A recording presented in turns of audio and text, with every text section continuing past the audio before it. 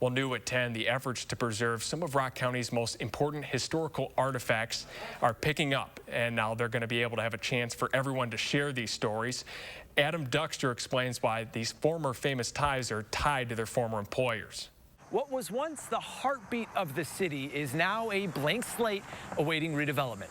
But today there is a new effort to make sure General Motors' legacy lives on in Janesville forever. This was the employee suggestion box that they used. In the last year, Trays of things that were just left. this room The Samson tractor is a huge draw for us. has become the home for the stories of generations past. It's a very unique thing. Historical Society Executive Director Tim Moss says that's no accident. It's a combination of, making sure the bad stuff doesn't repeat itself, and then also being inspired by some of the achievements that have been made. But through all the artifacts, trinkets, and toys, Last thing everyone did on December 23rd, 2008, when they shut down, there's one place in particular that seems to shape the story. there's a huge emotional attachment, largely because it was a great place to work and people would go in there and they would spend their entire careers there.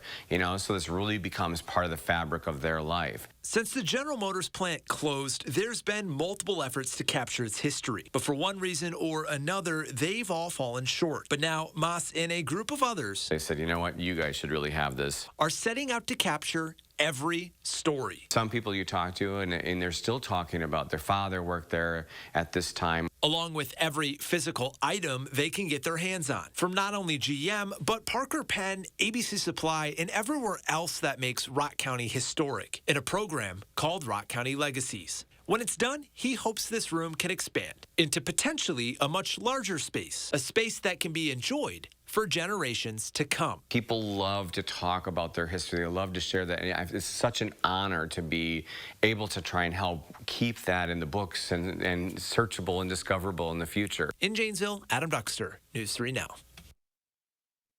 Moss says that the Historical Society will spend years collecting items and stories before deciding on the best way to display them. Anyone with interest in contributing is encouraged to get in contact. We've got that number to call on our website, channel3000.com.